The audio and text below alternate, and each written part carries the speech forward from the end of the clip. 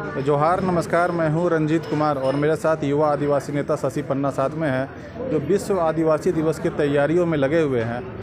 किस प्रकार की तैयारियां हैं और कैसे आप लोग विश्व आदिवासी दिवस मना रहे हैं? देखिए, 9 अगस्त को विश्व आदिवासी दिवस पूरे विश्व भर में मनाया जाता है।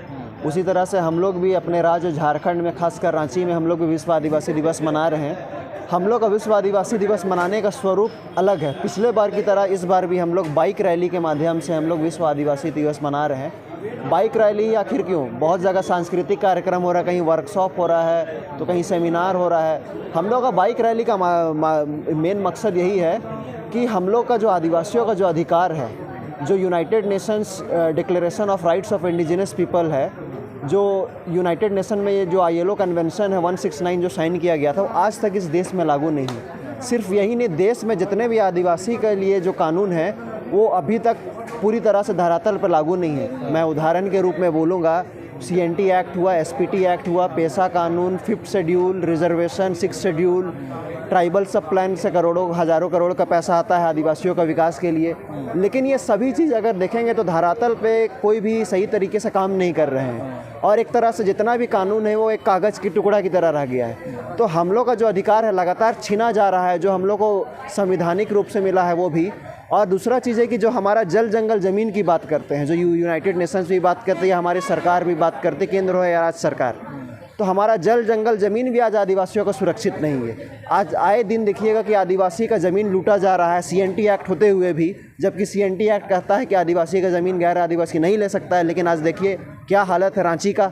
मैं दूर जाने नहीं कहूँगा, रांची का उदाहरण देख लीजिए। सारा CNT एक्ट का ज़मीन का उल्लंघन करके बाहर से आकर के लोग कब्जा कर लिए, बस गए। डेमोग्राफिक चेंजेस का एक बहुत बड़ा डिबेट हो रहा है। ये बात बिल्कुल सत्य है कि डेमोग्राफिक चेंजेस राज्य में बहुत तेज़ी से हो रहा है और आदिवासी का जनसंख्या लगातार मतलब पॉपुलेशन परसेंटेज में घटते जा रहा है। हमारा जनसंख्या नंबर में तो बढ़ रहा है, लेकिन जब पॉपुलेशन रेशियो का हम बात करेंगे तो हम लोग का परसेंटेज में घटते जा रहा है। तो ये दुर्भाग्य वाली बात है, जिसके लिए राज्य का गठन हुआ, जो वही एक आउटनंबर होते जा रहे हैं। तो ये सारा मुद्दा को लेकर के अब हम आदिवासी समाज अब सड़क पे संघर्ष करेंगे। सड़क पे बाइक रैली के माध्यम से हम अपना शक्ति प्रदर्शन करेंगे और हम जागरूक करेंगे कि आदिवासी अब जागरूकता रैली होगा आदिवासी समाज के बीच में, या सरकार पे दबाव इसके द्वारा बनाया जाएगा? क्या इसका पर्पस है? देखिए, शक्ति प्रदर्शन भी बोल सकते हैं और इसे जागरूकता, एक तरह से आदिवासी समाज और राज्य में जागरूकता अभियान भी ले सकते हैं। लेकिन हमारा ये मांग है कि हम ये साफ कहना चाहते हैं कि अगर आदिवासी चुप है, इसका मतलब ये नहीं है कि आदिवासी गूंगा है, बहरा है, लंगड़ा है, लूढ़ा है, लड़ नहीं सकता है। हम लड़ेंगे, सड़क पे उतरेंगे, अपना हक अधिकार और छीन के लेंगे। ये जिन मुद्दों की तरफ आप ये बात कर रहे हैं, ये सर्वविदित है और लगभग इन्हीं मुद्दों के आधार पे हमेशा झारखंड में चुनाव भी होते रहा है और सरकारें जो आती जाती भी रही है। और देखा भी जाएगा, जैसे 24 साल का झारखंड हुआ तो रघुवर दास को छोड़ के बाकी तो सारे लोग भले अलग पार्टी के हो, लेकिन सारे आदिवासी ही मुख्यमंत्री रहे, लेकिन फिर भी इन सारी विषय पे काम नहीं कर पाए। इसके पीछे क्या आपको लगता है, क्या वजह हो? देखिए, दुर्भाग्य की बात है, झारखंड में जो आप बोलते हैं आदिवासी के नाम पे आदिवासी बहुल राज्य का गठन किया गया, आदिवासी का विकास के लिए, आदिवासी का उत्थान के लिए, लेकिन जिस उद्देश्य से गठन किया गया मुझे नहीं लगता है कि वो उद्देश्य आज पूरा हुआ। आज आदिवासी का हाल वही है जो पहले था, हादसे पे, बल्कि धीरे धीरे हादसे पर चला जा रहा है। बल्कि मुख्यमंत्री आदिवासी, यहाँ पर कार्मिक विभाग का सचिव आदिवासी, यहाँ तक कि कुछ दिन पहले तक राज्यपाल भी आदिवासी थी, अभी राष्ट्रपति बन गई हैं वो भी आदिवासी है। उसके बाद भी आज आदिवासी का हालत बद से बदतर होते जा रहा है। अब मैं एक और उदाहरण देना चाहता हूँ कि ये संयोग है या प्रयोग है पता नहीं, लेकिन जब इस देश में इस देश का राष्ट्रपति एक सिख था तो सिख के खिलाफ सबसे ज़्यादा अत्याचार होता है, सिख के खिलाफ दंगा होता है। जब इस देश का राष्ट्रपति एक दलित बनता है तो सबसे ज़्यादा दलित के ऊपर शोषण और अत्याचार और उनके ऊपर हमला होता है। और जब इस देश का राष्ट्रपति आज एक आदिवासी है तो आज सबसे ज़्यादा शोषण और अत्याचार आदिवासी के हो रहा है। मैं सिर्फ राज्य झारखंड की नहीं बात कर रहा हूँ, मैं वृहद स्तर पे पूरे देश का बात कर रहा हूँ। मणिपुर की घटना देख लीजिए, मध्य प्रदेश में देखिए किस तरह से पेशाब किया जा रहा है आदिवासी का मुंह पे। छत्तीसगढ़ में हासदेव की घटना देख लीजिए, हज़ारों एकड़, लाखों एकड़ ज़मीन पे जो हम लोग का जंगल है उसको काटा जा रहा है। तो ये पूरी तरह से चौतरफा हमला हो रहा है। ये इसे आप संयोग कहिए या प्रयोग कहिए, ठीक है, लेकिन ये दुर्भाग्य बात है और ये सच्चाई बात है कि आज सरकार भले नाम के लिए सरकार है, लेकिन सरकार में डेमोक्रेसी में ब्यूरोक्रेसी बहुत ज़्यादा हावी है। जो ब्यूरोक्रेसी जो बाहर से लोग आए हुए हैं वो जैसा चाह रहे हैं वैसा सरकार कोई भी चुनी हुई जनप्रतिनिधि आ रहे उसको नचा रहे हैं। तो ये दुर्भाग्य की बात है। ऐसे ब्यूरोक्रेट्स के ऊपर कंट्रोल बहुत ज़्यादा झारखंड में ज़रूरी है। आज आप कांके का अंचल अधिकारी के बारे में आप देख लीजिए किस तरह से ज़मीन का हेरफेर कर रहे थे। बड़गाई अंचल का देख लीजिए, रांची शहर अंचल में देख लीजिए, सभी जगह मूलतः देखेंगे जितना भी अधिकारी और टॉप ब्यूरोक्रेसी में भी डीसी हो, एसएसपी हो। आज कानून व्यवस्था क्या है? कल ही का आप न्यूज़ देखे हो, कांके रोड में एक आदिवासी दरोगा का हत्या कर दिया जाता है। इससे पहले नेतरहाट घाटी में एक सिपाही का हत्या किया, 5 गोली मारा गया।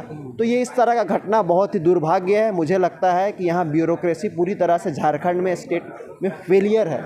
इसको सरकार पे, खासकर हेमंत सोरेन पे लगाम लगाना चाहिए, क्योंकि यहाँ पर पूरी तरह से दलालों के द्वारा कब्जा किया गया है। ज़मीन दलालों के इशारे पे यहाँ पर काम हो रहा है। ये दुर्भाग्य है। राज्य को इस पर कड़ा एक्शन लेना चाहिए, सस्पेंड करना चाहिए, डिसमिस करना चाहिए, तब यहाँ का अधिकारी पे लगाम लग सकता है। नहीं, अगर आपकी हम बातों को अगर मान लेते हैं, कुछ देर के लिए आपकी बातों को सही मान लिया कि ब्यूरोक्रेसी हावी है और वो जो है जो पॉलिटिशियन है या जो यहाँ सत्ता चला रहे हैं उनको हम डिक्टेट कर रहे हैं, लेकिन ऐसा क्यों हो जा रहा है? क्योंकि अगर ब्यूरोक्रेसी अगर वो आते हैं तो जो हमारे जो नेता हैं या विधायक हैं या मुख्यमंत्री हैं, लोग लाखों वोट लेकर जीतते हैं और कई लोग काफ़ी अनुभवी लोग हैं, लेकिन फिर भी ब्यूरोक्रेसी अगर हावी हो रही है तो कुछ तो होगी मजबूरी, कुछ तो बात है।